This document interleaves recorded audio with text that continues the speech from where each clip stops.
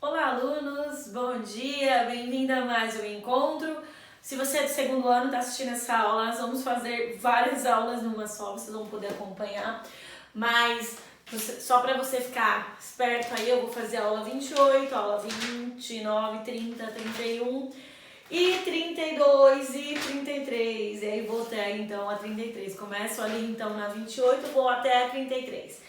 Se você não é de segundo ano, você é do terceiro ano, está no capa, você vai acompanhando de acordo com os que vocês têm, os temas que vocês têm, os textos que vocês têm. Importante que a gente consiga chegar aí num consenso. Se você também é de outra sala e vai assistir essa aula, bem-vindo ao nosso encontro de Primeira República, ou conhecida também como um período nomeado de República Velha. Vou dar o espaço aí para que você possa copiar. Não tá na lousa, tá, gente? Mas é importante, que eu não trouxe pra vocês, mas é legal. Deixa eu dar um espaço aqui, você coloca aí no seu resumo. A gente tá falando, então, do período entre 1889, que é a proclamação da República, até o ano de 1914, ok? Esse é o período que a gente vai estudar, então, nessas aulas. Bora lá! Nós todos sabemos que a entrada dessa república, ela vem de um golpe, né? Esse golpe ele veio para tirar Dom Pedro II do poder, foi o último assunto que a gente tratou. E nesse golpe, quem entra no poder é Marechal Deodoro da Fonseca. Então, o nosso primeiro presidente da República, de fato, é Marechal Deodoro da Fonseca. E pontos importantes a se tratar com vocês aqui, ele não é um presidente eleito diretamente. Isso é bem já esquisito, o fato de que nosso primeiro presidente da República não é eleito de forma direta. E de fato não será, tá, gente? Então, esse golpe da proclamação da República, nós sabemos que ele é totalmente apoiado por um grupo específico, que são os cafeicultores. E eu já trouxe aqui no meu esquema os três grupos que eles vão, na verdade, durante todo o período da República, existir. O primeiro grupo eu vou chamar de os PRPs, que é o Partido Republicano Paulista, que são os liberais. Nós temos os grupos dos militares, que inclusive, legal falar sobre isso. E nós temos o povo entre aspas, né? A gente está falando aí dos professores, dos intelectuais. Porque o povo, de fato, ele assistiu tudo isso, né, de camarote, na verdade. O povo viu essa mudança da monarquia, né, do império para a república, assim, mesmo assim, por fora, sem mandar e sem dar a sua opinião e nada mais, tá, gente? Então, pra gente entender, logo que Deodoro da Fonseca, ele vai assumir o poder, algumas coisas têm que mudar. Primeira coisa, gente, a gente precisa tirar tudo que é vínculo com a antiga monarquia. De fato, então, esse projeto de Deodoro da Fonseca vai ser apoiado pelos cafeicultores. E fique claro que eu vou explicar o pensamento de cada um desses grupos. E fique claro que os cafeicultores e os militares, eles não pensam da mesma forma. Mas nesse momento sim, porque era cômodo, tá, gente? Então, o primeiro projeto deles é expulsar todo o vínculo que existia entre a antiga monarquia e agora esse período aqui republicano. Também a gente precisa pensar nos símbolos nacionais, ou seja, a bandeira vai ser criada e no primeiro momento vai ser uma bandeira que tenta ser inspirada nos Estados Unidos, nas estrelinhas dos Estados Unidos, não dá muito certo, será uma bandeira inspirada ainda na monárquica com as cores, porém vai ser essa que a gente fala, esse círculo azul aí, que tem no meio a ordem, né, que a gente conhece, aquela frase que é ordem e progresso, que é inspirada no positivismo, que a gente já estudou isso em filosofia, né, gente? Espero que vocês recordem disso. Mas, além disso, o hino nacional vai ser criado e vai ser exaltado, por exemplo, a figura de Tiradentes. E é interessante falar sobre isso porque Tiradentes, ele não é um herói da nação, mas nesse momento ele vai ser trazido como memória de um herói nacional. É até irônico falar, mas a questão é que nós precisamos criar um brasileiro, né? Uma figura brasileira, um herói brasileiro e itens, né? Ou pessoas como essas vão ser trazidas novamente para a memória do Brasil para formarmos aquilo que vai ser a identidade nacional. Esses são os primeiros símbolos. Então, assim, já no começo, o Marechal Deodoro vai começar a trabalhar com isso. E a gente está falando do ano de 1889. Um dos primeiros pontos, quando a gente muda de governo, é instituir uma nova Constituição. Fica aí pensando sobre isso. A gente está falando de 15 de novembro de 1889, a Constituinte, que é a Assembleia, só vai ser convocada em 1890, depois de muitos embates. você vai ver que Deodoro da Fonseca, ele não tinha nenhum desejo de ser de fato um republicano, tá, gente? A gente vê que há muito ímpeto em Marechal Deodoro de ser um possível ditador. Mas vamos pensar um pouco sobre que grupos existiam nesse período, tá? O primeiro deles, eu já falei pra vocês, são os liberais. Esses liberais, eles são os cafeicultores, a elite. Esses liberais, a ideia deles é a chamada descentralização do poder. O que eles querem? Eles querem os moldes federalistas americanos, ou seja, a autonomia dos estados, e não essa centralização num governo central, tá, gente? Isso é, claro, da elite. A elite quer isso. Por quê? Porque aí eu consigo livre comércio, aí eu consigo puxar sardinha na questão de impostos pro meu estado. Então existe muita liberdade nessa forma de governo. Por isso que é uma forma que é defendida pela elite cafeeira. Segundo aqui grupo são os militares. Os militares, é interessante isso para o pessoal do segundo ano e para o pessoal do terceiro que tem ainda esse livro-texto que eu amo, vocês sabem que eu gosto muito, esse aqui. Na página 146 a gente tem bem um resumo sobre cada um desses grupos, é legal que você dê uma olhada. Mas os positivistas, eles têm uma pegada bem ditatorial, por isso até os militares são os maiores defensores. E diferente dessa descentralização, os positivistas veem mais uma ideia de centralização, inclusive como uma das formas de governar de forma ditatorial. Então, assim, a ideia deles era modernização, eles querem modernização a qualquer custo, e eles também querem a ideia da promoção dessa modernização vendo deseducação como tudo mais. E o positivismo, qual que é a pegada do positivismo que eu expliquei com você com Augusto Conte? É esse ordem e progresso. Então, primeiro eu coloco tudo em ordem, como colocando através de uma ditadura, de uma possível ditadura militar, para depois eu ir para o progresso, que é o foco. A modernização é o foco do positivismo. Então, quem defende isso são os militares. E o terceiro grupo aqui, que são os jacobinos, já disse para vocês, coloquei como povo, mas a gente está falando aí da camada dos pequenos comerciantes, a gente está falando dos professores. É uma camada, assim, mais intelectualizada. E esses já queriam o quê, gente? A ideia da defesa da vontade geral. Esse, na verdade, queria que o povo fosse ouvido. Esse é o mais próximo dos jacobinos, né, gente? Se vocês lembram da aula de Revolução Francesa, lembram que tinha os girondinos e os jacobinos. Jacobinos, que eu sempre uso nesse termo, né, o sangue nos olhos. Eles são aquela camada mais revoltosa por parte da Revolução Francesa. O pessoal do terceiro ano assistiu essa aula comigo recentemente, então vai lembrar.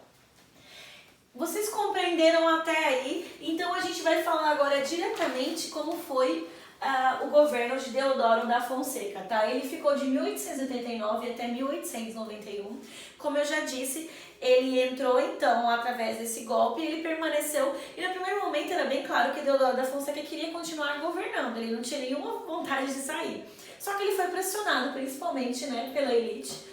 E de fato, ele vai chamar a Constituinte no ano de 1890 e em 1891, de fato, vai ser criada a Constituição Republicana do Brasil. Não foi a primeira, porque nós já tivemos com Dom Pedro I, onde instituiu-se, por exemplo, o poder moderador e que agora vai ser retirado, assim como a ligação da igreja vai ser retirada, o Brasil vai passar a ser um Estado laico. E algumas coisas importantes também são feitas nessa Constituição, tá, gente? O que? A questão do voto aberto, que não é legal, né? Que então a gente está falando aí de um voto não secreto. É um voto exclusivo da população masculina, apesar de que, de fato, não existe nada barrando o voto feminino, tá, gente? Nós também temos a criação dos estados, então, assim, o primeiro passo da República. Então, nós vamos falar de autonomia dos estados, que vão ser agora 20 ao todo, a separação dos poderes, executivo, legislativo e judiciário, legislativo bicameral, Câmara de Deputados e Senadores, aí o mandato para presidente de 4 anos, nós temos legislativos de 3 anos e senadores de 9 anos, tá, gente? Então, nós temos também, como eu já disse, agora a gente está falando de voto universal masculino, que também é descoberto, então acaba o voto censitário. Lembrando que o voto censitário na época do Império não era muito caro, então assim, não era tipo assim, não foi uma inovação esse voto universal, tá, gente? E outra coisa importante pra gente falar também é que o voto dos analfabetos foi retirado, ou seja, na verdade eles não tinham direito a votar. Isso é interessante comentar porque a gente está falando nesse período, boa parte da população ela era analfabeta. Então, assim, o número de pessoas que votavam era muito baixo nessa Primeira República, exatamente pelo fato do analfabetismo ser muito alto no Brasil. Ok, pessoal? Então é o seguinte, Marechal Deodoro da Fonseca, além disso, no seu governo criou a chamada política do encilhamento através do seu ministro Rui Barbosa. Isso é um tiro no pé, uma vez que era uma política para incrementar a economia e acabou sendo uma política que ela inflacionou muito, assim, várias empresas faliram, assim como várias empresas fantasmas foram criadas, então não é bacana, tá? Deodoro da Fonseca, constantemente ele queria colocar as manguinhas de fora e ele brigava muito com o legislativo, inclusive ele chegou a fechar o legislativo e aí ele vai desencadear uma revolta por parte de todos os grupos, não só da elite, dos próprios militares. E aí, através da chamada Revolta Armada, a primeira Revolta Armada, que vai ser em 1891, Deodoro da Fonseca vai se sentir pressionado e vai sair do poder. E quando ele sai do poder, quem entra no lugar dele vai ser Floriano Peixoto, que também é um marechal. E aí você fala, beleza, professor, então ele também vai ser apoiado pelos militares. Não, tá, gente? Diferente de Deodoro da Fonseca, Floriano Peixoto, ele tinha uma pegada muito jacobina, tá? Ele olhou muito pro povo e foi bom porque, na verdade, ele teve política tanto de olhar pro povo, como também uma política de atender todas as classes, inclusive a questão da modernização, tá, gente? Então, ele foi muito benéfico para os humildes, porque, por exemplo, ele criou até casas populares. Aí um ponto importante, deixa eu só fazer um parênteses aí, tá, gente? Talvez fique confuso, mas eu vou voltar para falar que Deodoro da Fonseca, quando ele cria a Constituição, ele exige que ele seja eleito presidente sem que passe pela votação, e de fato ele vai ser eleito. E aí só o vice dele, que é Floriano, que vai conseguir entrar por eleições, tá? Lógico que a elite não gostou, mas foi assim que funcionou, tá, gente? Vamos voltar para Floriano. Então, o Floriano ele é um cara que conversa muito com o povo, porém, os militares não gostam muito disso, e inclusive começam a um processo de impeachment, porque eles falam que, pela lei, Floriano Peixoto só poderia entrar no governo como presidente se ele tivesse sido vice por 2 anos, e isso de fato não aconteceu. Mas não era certo, ele vai continuar sendo presidente. Só que nesse inteirinho aí a gente vai passar por um processo de conflito na região do Rio Grande do Sul. 2 partidos vão entrar em confronto. O Partido Republicano Rio-Grandense, que é, na verdade, positivista gaúcho, e o Partido Federalista, que é defensor da descentralização e contrário ao centralismo. Então nós temos aí 2 grupos que vão dar origem à chamada Revolução Federalista, e esses grupos eles vão, na verdade, começar a ter uma série de derrotas, uma série de vitórias. Isso vai... Por que isso daí vai, de alguma forma, atrapalhar o governo de Floriano Peixoto, vai interferir? Porque essa revolta armada, essa revolta federalista que está acontecendo regionalmente, claro, na região do Rio Grande do Sul, ela desestabiliza todo o governo. Por quê, gente? Porque existe uma parte deles que apoiava Floriano e outra parte que são os federalistas, que vão ser os mais fortes, que não estão apoiando Floriano. E isso vai começar a incentivar outros grupos que, mesmo que Floriano seja muito bacana, outros grupos vão ser inspirados por isso. E aí se instaura a segunda revolta armada. Lembra que a primeira é aqui, a segunda vai ser em Floriano Peixoto.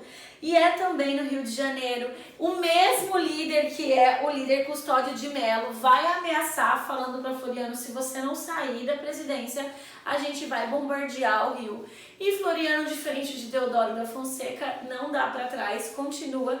E de fato, o Rio de Janeiro, entre os anos de 1893 e o início de 1894, vai passar por uma série de tiroteios entre essa parte armada da Marinha e os que estão em terra, tá, gente? Até são chamados de baterias da terra, que são fiéis a Floriano Peixoto. Então esses navios insurgentes vão continuar ali nesse tiroteio, mas Floriano ele vai se manter no poder até de fato entregar a presidência para o primeiro presidente eleito do Brasil. Eu falo que é o primeiro momento que a gente vai ver um poder civil no Brasil.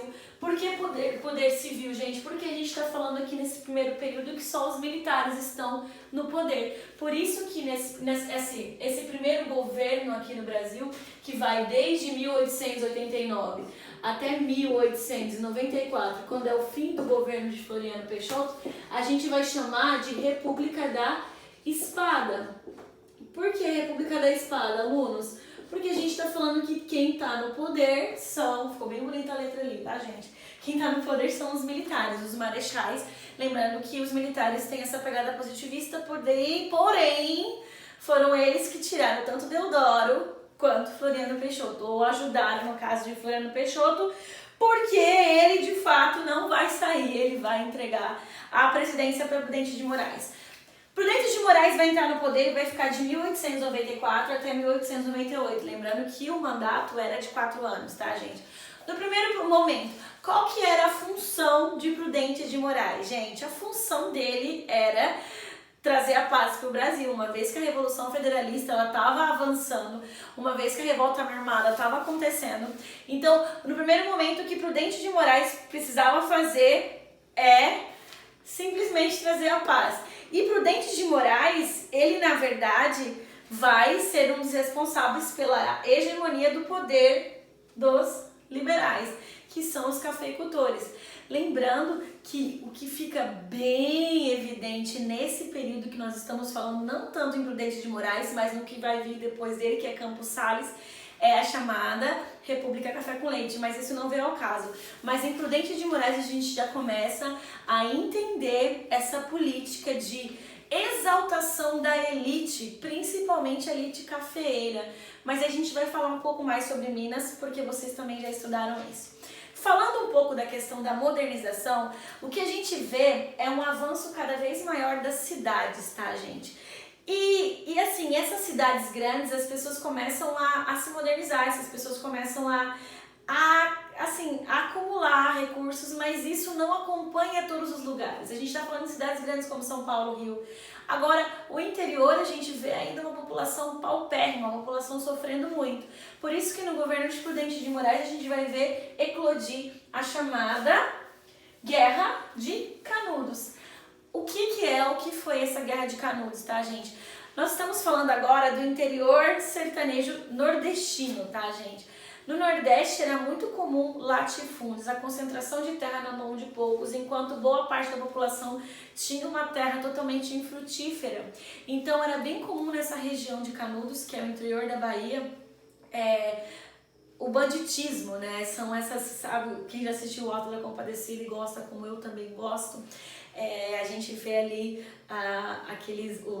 o Lampião, essa figura do Lampião, né, que promovia mesmo esses assaltos. Eles ficavam escondidos e eles assaltavam as caravanas, assaltavam as pequenas cidades. Isso infelizmente, era muito comum porque era reflexo de uma população carente que passava por vários períodos de seca e com terras improdutivas e infrutíferas. Então, na verdade, ao mesmo tempo que a gente vê esse conceito de crise, a gente vê uma visão de fé, de crença. E é nessa visão de crença, esse misticismo, né, sertanejo, que vai surgir a figura de Antônio Conselheiro, tá, gente? Antônio Conselheiro, ele tinha essa figura messiânica e ele passava por essas regiões, né, nordestinas, falando sobre Deus, falando sobre fé e trazendo consigo várias pessoas que vão seguir, vários seguidores, que são os discípulos dele, tá, gente?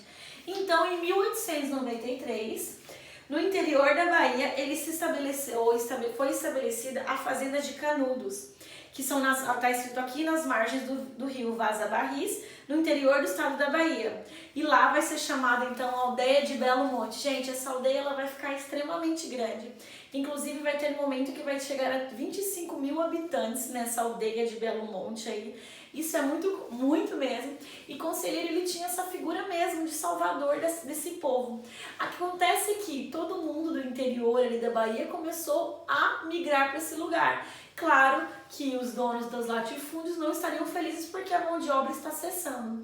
Então, começam os conflitos. Gente, vão ser uma série de conflitos, inclusive o governo de Prudente de Moraes vai ficar totalmente assim, queimado, porque o exército brasileiro vai mandar 3 excursões para lá e vão sair assim acabados até que, enfim, no ano de 1897, depois de vários conflitos, de vários grupos, né, que o exército e, na verdade, com vários militares vão para aquela área para tentar brigar.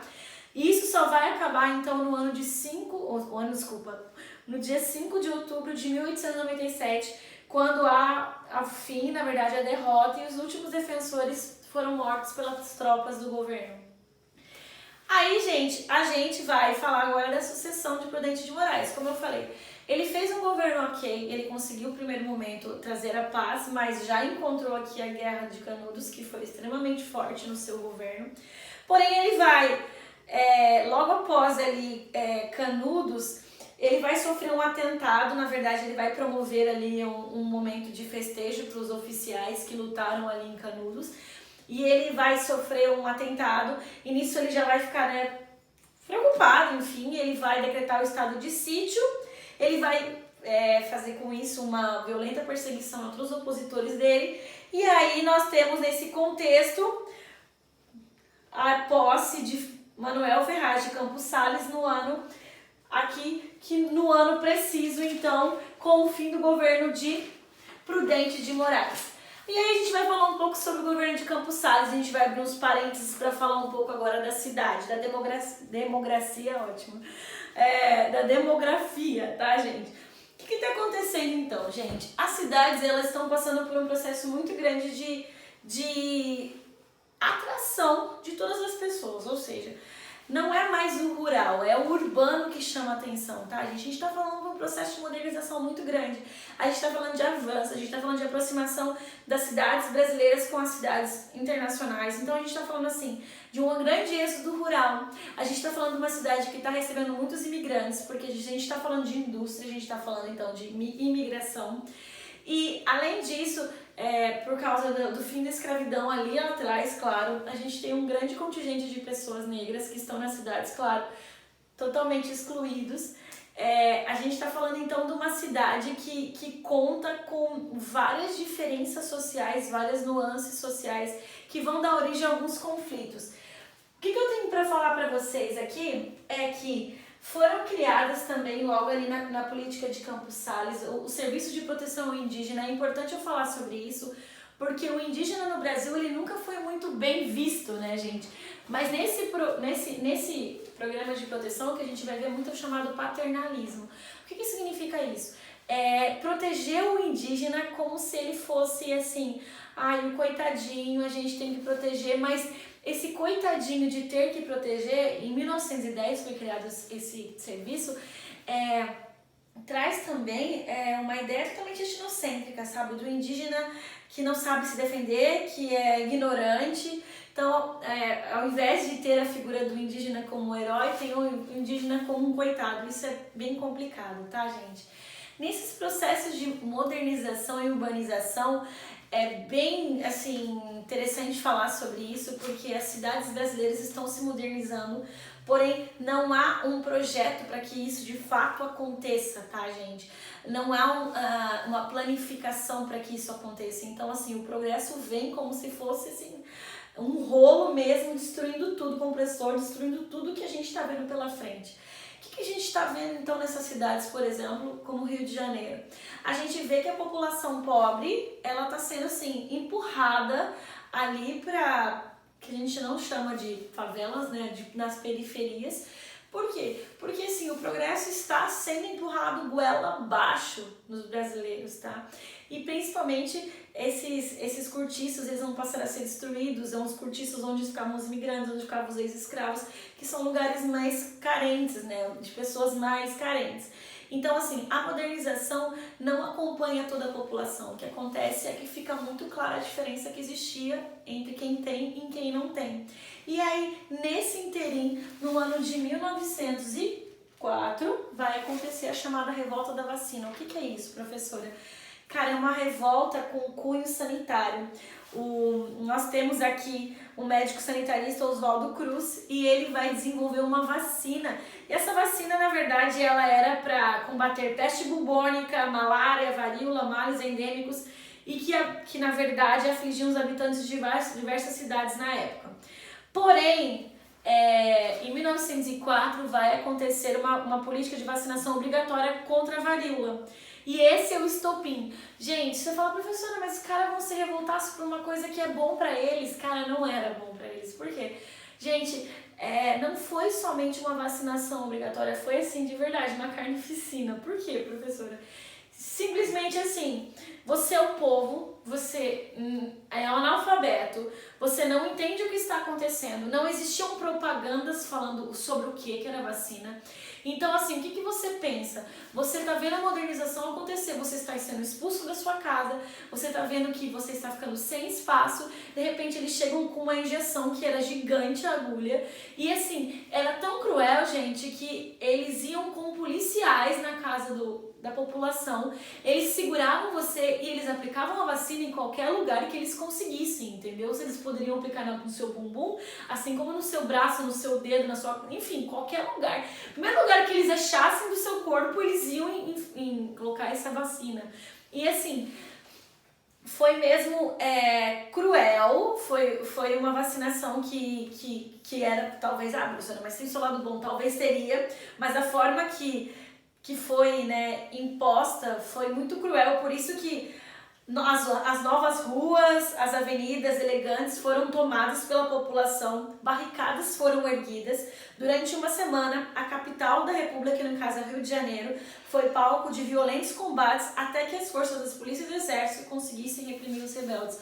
Gente, foi um marco exatamente pelo fato da população ser totalmente prejudicada no sentido de que não houve nenhuma espécie de contato, não houve nenhuma espécie de respeito, simplesmente assim, eu quero impetrar a modernização goela abaixo, você fique de boa, tá, gente? A segunda revolta que eu tenho para falar para vocês, ainda estou em Campos Sales, é a revolta ou a Guerra do Contestado. Revolta da Chibata, desculpa, gente, eu olhei para cá. Em 1910, muito parecida com a revolta da vacina, porém a revolta da Chibata, gente, ela é promovida pelos marinheiros. E por que chibata? O que os marinheiros estavam reclamando? Estavam reclamando por quê? Porque o Brasil estava numa fase muito boa de exportação, inclusive eles compram 2 encouraçados. O encouraçado de São Paulo e de Minas, que são batizados dessa forma, eles estão no Rio de Janeiro. E esses 2 encouraçados, assim, nossa, é o símbolo da modernidade do Brasil, o Brasil está ganhando muito dinheiro, então ele consegue comprar. Só que ao mesmo tempo que ele está se modernizando, o tratamento com os marinheiros era cruel. Inclusive os castigos eram feitos às vezes não, né? Eram feitos através das chibatadas mesmo, tá, gente? Eram castigos corporais violentos, que assim, você fala, cara, que bacana, o Brasil está modernizando, mas olha o jeito que está tratando seus funcionários, tá, gente? Então, era essa má condição de castigo, de alojamento, de alimentação. Então, assim, tudo isso vai surgir como um estopim para essa revolta. Essa revolta ela vai ser liderada por João Cândido, que era um marinheiro e era um marujo, na verdade, negro e analfabeto. E o que eles fazem é assim, olha, seguinte, governo, se você não atender nossas reclamações, que no caso é para diminuir esse castigo, enfim, acabar com esse castigo corporal, a gente vai simplesmente virar nossos canhões para o Rio de Janeiro e vamos destruir tudo. De fato, o governo vai se sentir pressionado e vai ouvir e vai atender as exigências e isso vai cessar. Porém, os fuzileiros que estão na Ilha das Cobras, no Rio, ouvem sobre isso e falam, a gente também quer lutar pelos nossos direitos, inspirados pelos marinheiros. Só que não vai dar bom, vai dar ruim pra caramba, porque eles não têm a mesma força armada dos marinheiros, né? Então o governo não só vai reprimir os fuzileiros, como vai lá se vingar dos marinheiros, que eles tinham falado, ó, a gente não vai punir os líderes e tal. Mas agora eles voltam atrás e acabam morrendo um monte de gente, quase todos os envolvidos nessa revolta vão ser presos e vão ser, na verdade, vão sofrer prisões, vão começar a trabalhar em trabalhos forçados na Amazônia, castigos que caracterizam um ato de arbitrariedade poucas vezes igualados na história da República. Gente, cruel pra caramba, tá, gente? O próximo aqui que a gente vai falar é a Guerra do Contestado, que acontece entre 1912 e 1916. Também tem um caráter bem messiânico, assim como a Guerra de Canudos, só que a Guerra do Contestado vai acontecer ali entre Paraná e Santa Catarina. Também tem um caráter messiânico porque tem um líder religioso, que é o Padre João Maria, que também a gente pode chamá-lo de Monge José Maria. E esse caráter aí messiânico se deve por quê? Porque, de novo, a gente está falando de uma população pobre, uma população que não tem recursos para que lute para os seus direitos e está vivendo nesse período da modernização, eles estão sendo expulsos dos seus lugares. A extração de madeiras vai começar a ser valorizada, principalmente por questão da borracha.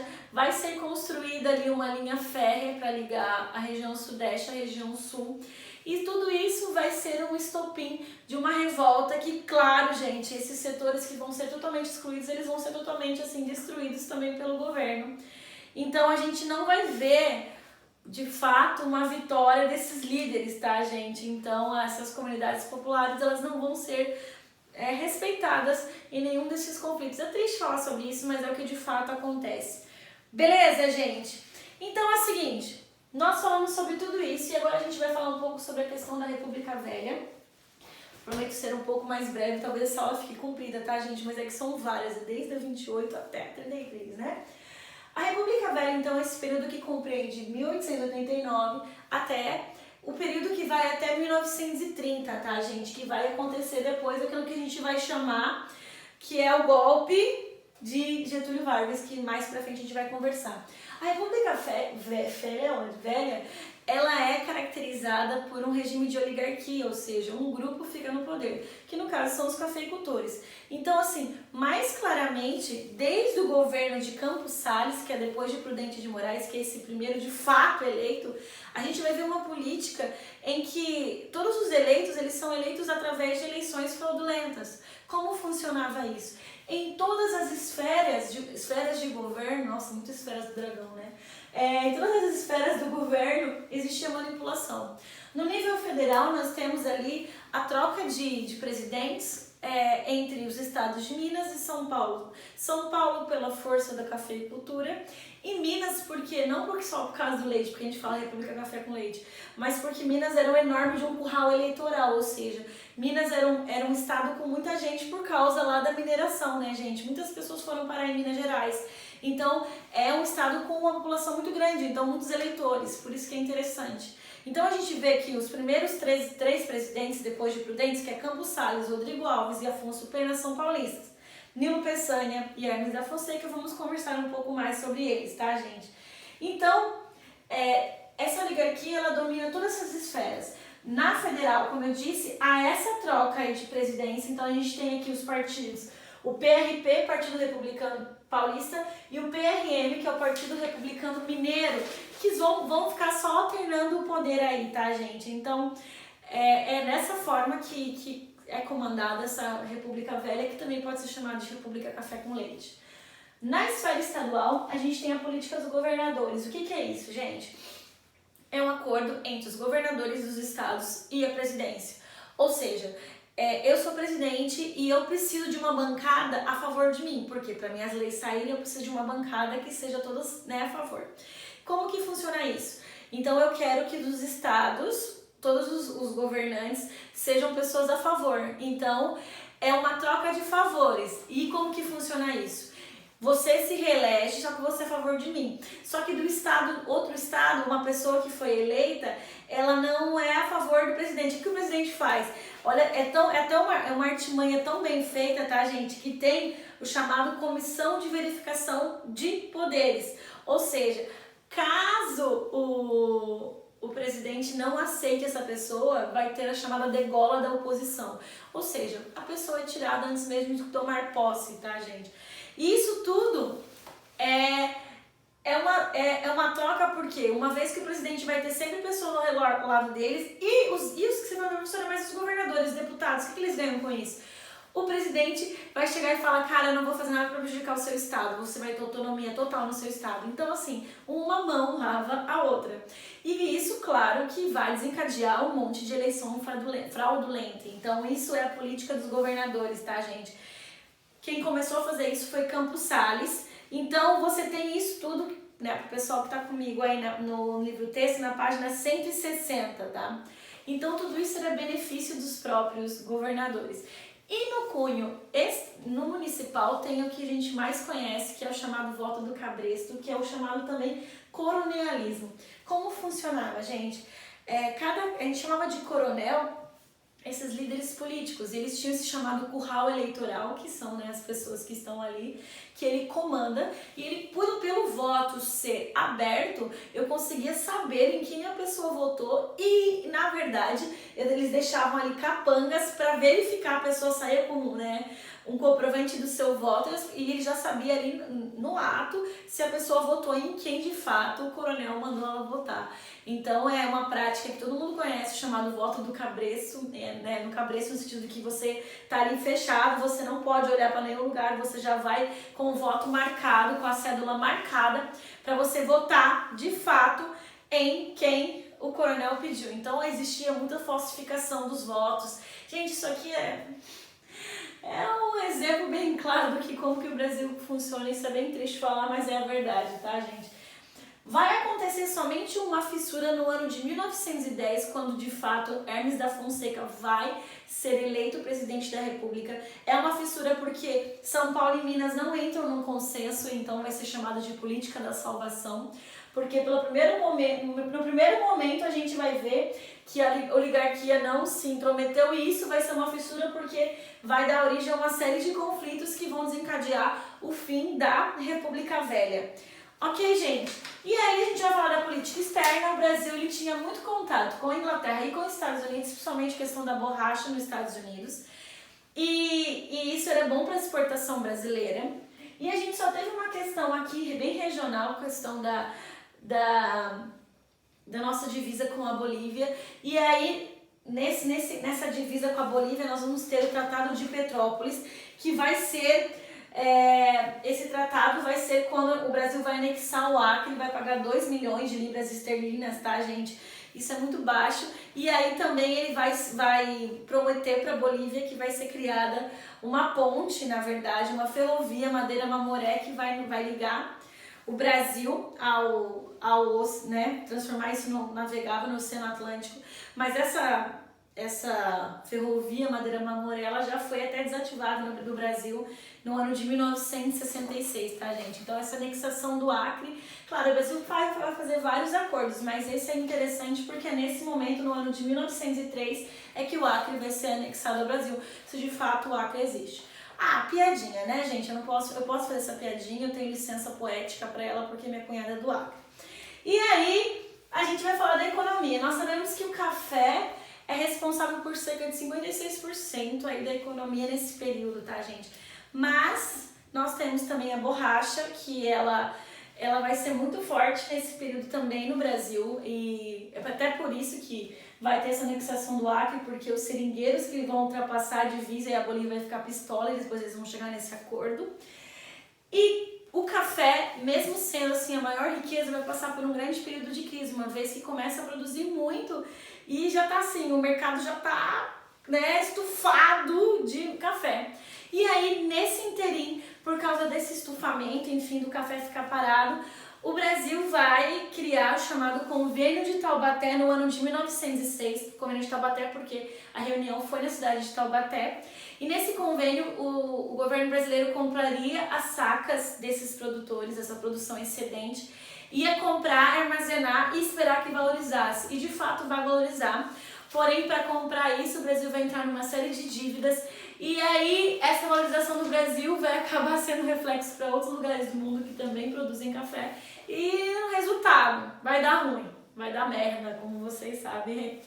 Sobre borracha, o Brasil fica muito forte a questão da borracha, até que vai encontrar, de fato, uma concorrência no caso ali, na década de 1920, vai ter a borracha asiática, que é produzida em fazendas da colônia inglesa e, na verdade, na França, no Sudeste Asiático, e aí o Brasil vai perder para a concorrência, mas o Brasil teve uma alta muito grande nessa exportação. Outros produtos como algodão, açúcar e cacau continuaram sendo produzidos nesse período, em regime latifundiário voltado para a exportação. Desta forma, é assim que a gente encontra a oligarquia continuando, no caso, permanecendo no poder. Alunos, olha, não sei se eu movimentei muito na câmera aqui, mas o assunto todo era esse. Espero que vocês tenham entendido. Tentei ser rápida, mas é muita coisa para falar, então provavelmente ficou um vídeo bem longo. Não gosto muito de vídeo longo, mas a gente está quase concluindo nossa apostila, então obrigada a vocês que assistiram esse vídeo. Façam os exercícios todos e a gente se vê no nosso próximo encontro. Tchau, tchau!